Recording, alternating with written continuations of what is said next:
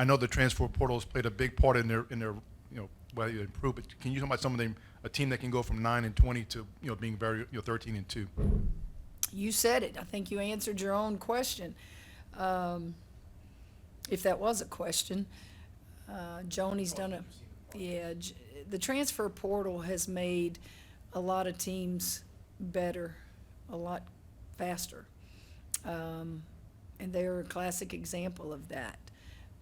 Joni has done a tremendous job in getting players that she needed, and we all have. And when your field goal percentage defense is ranked 1, 2, whatever it was last week, 1 this week, that tells you that she's emphasizing again the right things.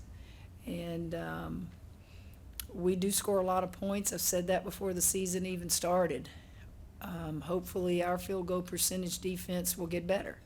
I think a lot of ours is we hadn't been on the floor together for a long period of time. And A&M is doing exactly what they should do to get better, and I have much respect for her. Hey, Coach. With their bigs, Lauren Ware and Janiah Barker, just what are the challenges that they pose, especially, Barker as much talented as she is? Well, Barker, I think, signed with Joni at Georgia and came with her. So that tells you what she thinks of Joni. And Ware, I think, transferred in there from Arizona maybe. Size is the first thing that you'll notice. Barker creates a lot of problems away from the basket. She'll shoot the 3 ball, she'll take you off the dribble. And I think Ware complements her now to where she doesn't have to be down on that block like she was a lot as a freshman. Let's don't forget Coulibaly that transferred there from Auburn. She was a post player that they're now playing at the 3. So you basically have 3 post players in their starting lineup. Rogers comes from Oregon, very familiar with India from when I was at Baylor, and she is their point guard. She's the one that makes them go. Hey, Coach, what scares you the most about their defense? Just us having turnovers, them getting turnovers, being active. I think anytime you lead the country in field goal percentage defense, I don't care who you play, you're very active.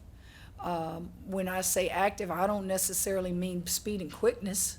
I just mean concepts, philosophy. And to do it with that many transfers this quickly, that tells you they're working on it every day.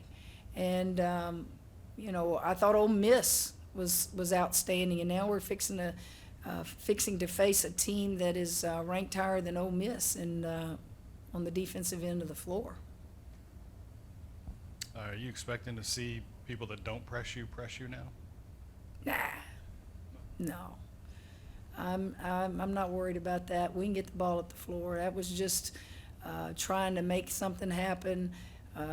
Haley and Poe, I'm very confident in their abilities, and we just didn't get rid of the ball. We tried to beat it off the dribble and ran over people and got caught in traps, and certainly we prepared for it. We just did not handle it very good. You need to have more movement to the ball in those situations? No, we were in the right spacing. We just didn't deliver the ball to the right people at the right time. Another question would be about your bench. Do you feel like you need to get more people? I've got to gain confidence. And it starts in practice. And listen, I've told them this in the locker room and in film sessions. You can't just play 6 players for the whole year. Now, I'll do it if I have to, but that's not the plan. The plan is to have some of the freshmen step up and the bench players, and I don't want to say bench players, but some of the people that don't start, give me confidence to put you in the game. And I can't base it on games. I've got to see it every day in practice. And I'm looking for that 8th player. I'm looking for that 9th player. Certainly with KP gone and with Samaya's injury, that shortened everything. But I hope as we progress that they progress and they make me play them. Yeah, kind of along that same line, just how have you managed, or how have you communicated, staying out of foul trouble and trying to obviously keep your players on the court? Well, I don't talk much about foul trouble because I feel like if I do that, they won't be aggressive. I want an aggressive basketball team. And if running over people is one of your fouls, so be it. You have to be aggressive to be a very good defensive player. And I think you should just keep doing what you're doing. Don't stop what you're doing. Our fouling has not hurt us. It might make you sit for a little while somebody else gets some minutes while, I monitor your situation, but I'm not going to sit down and talk to them about not fouling. Now, if it was fouls that were just ridiculous, then certainly. But I think our foul situation with a couple of them has been, just being aggressive, and it just happened. I'm not sure. I'd have to go back and look if they were good calls or bad calls. Last game, Poa came in, had some big minutes, had some big stops. What have you seen from her? And I feel like she doesn't get enough credit for what she does for this team. Poa, and it starts on the defensive end that she needs to be talked about. She had 3 or 4 charges. She's going to take the angles defensively to stay with a quicker player, to keep them in front of you and out of the paint so our entire defense doesn't break down. But she did that last year. She got 2 charges in the national championship game. That's what Poa does. I think that Poa and Haley sharing the point guard position is ideal for us right now. And when Poa is out there, there's so many, it happened at Ole Miss. Just move Haley to the off guard some when Michaela or when Flage need a break. But I have confidence in knowing that I've coached her now for 2 years. She's been around, and I know what to expect from Poa. I think that Haley's situation she's still in that learning curve. She's playing a position that's very difficult, and yet we need her on the floor too. I don't recall you facing a lot of teams that out-rebound you. So what makes a good rebounder in this league? Just want to. You got to want to rebound. It's dirty work. Number 2, you got to have a feel for where you are on the floor and where that ball's going to come off. And I think Angel and Morrow are doing just about all they can. What we've got to get is that 3rd and 4th rebounder every night, not just every now and then. I'd love to have Flage and I'd love to have Michaela get 7 or 8 rebounds every night along with Morrow and Angel. We preach it every day.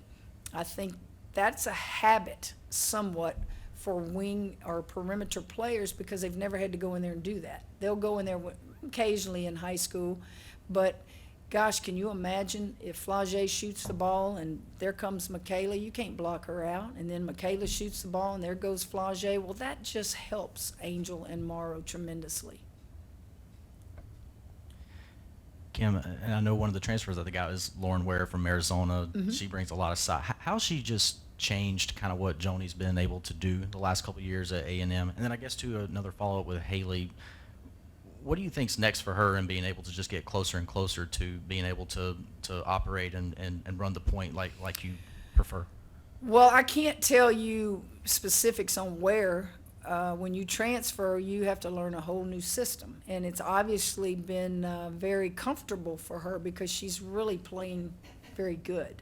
Size is size. She's still the same size she was at Arizona, probably just getting more opportunities now. Haley gets more comfortable by being on that floor every day. We need to remember Haley was out the entire basically month of December.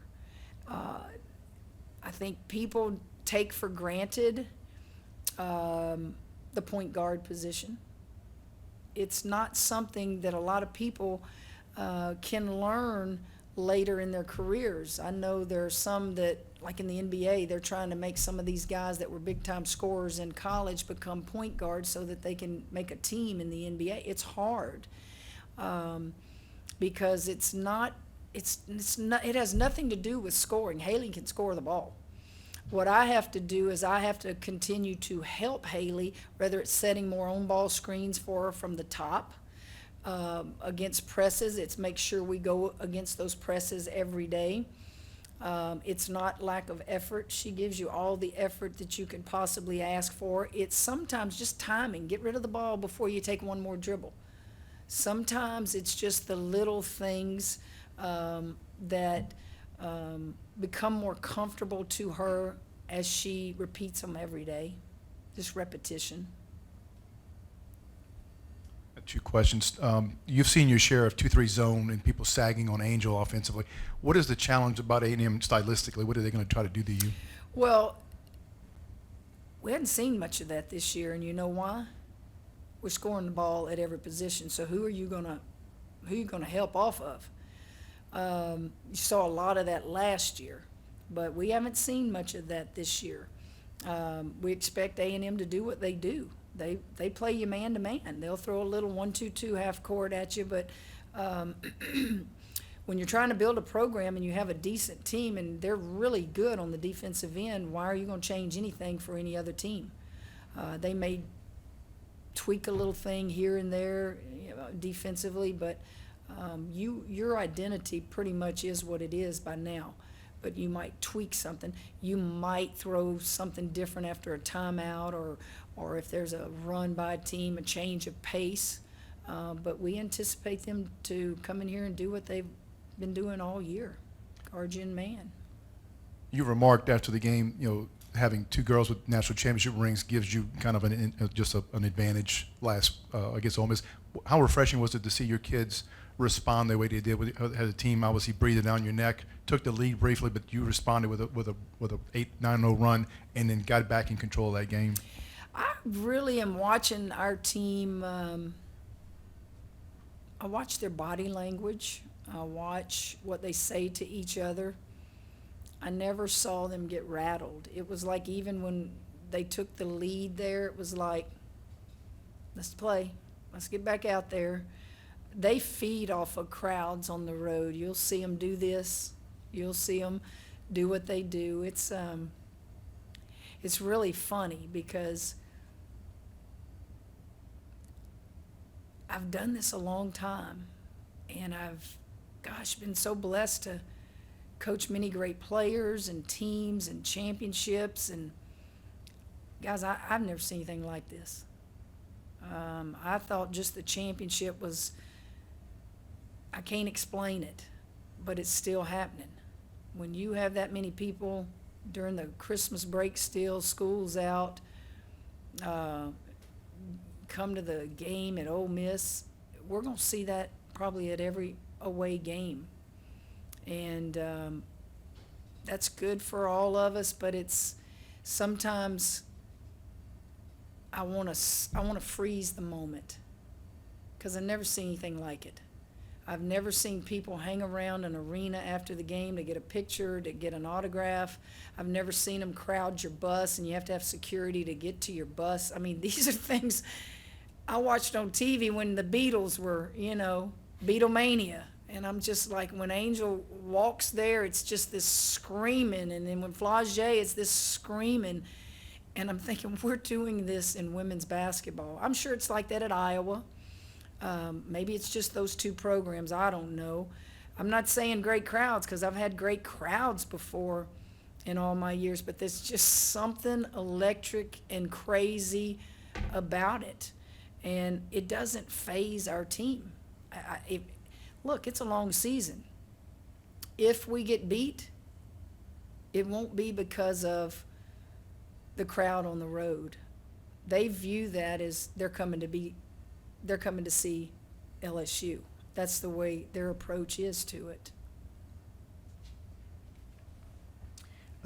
Angel's never going to fly under the radar, obviously, but with Michaela and Flagey's improvement, can you just speak to her, how Angel just goes out and just does her job and does what she's supposed to do? I've said this to you guys. Angel could lead our team in assist, and I have to tell her, you can't pass that shot up. She would love to lead our team in assist. She's going to find the open player. Angel is a hard person to defend because one of her strength, she's a big, strong body in there, and you might get in front of her to try to block her out, but she's hard to block out. You might stop her first shot because she brings it down low, but she follows her own misses so hard, and that's where she picks up a lot of fouls against the opponents. Angel is very willing to sacrifice whatever it takes for her team to be put in a position to win another championship, because that's what you play for, and she got to taste that. She doesn't care about double-doubles. She knows she can go get a double-double anytime she wants, but she has help now. And when you have that much scoring around you, you don't feel probably the weight of the world on your shoulders. And not that she did last year. We had a very good team last year, but it became breaking Sylvia's record. It became, I got to do this. It became that. Not that she ever talked about it, but I know in her head she had to think about it. That's over and that's done. Her deal now is, gosh, let's see if we can't make another run at it. And in your career, how many true freshmen do you think have played all 40 minutes in a game before, like Michaela did? Maybe two. I would say, and this is just off the top of my head, I would say Griner and Odyssey Sims. When I think back, those two possibly could have and probably did as freshmen. Got time for a couple more here, guys.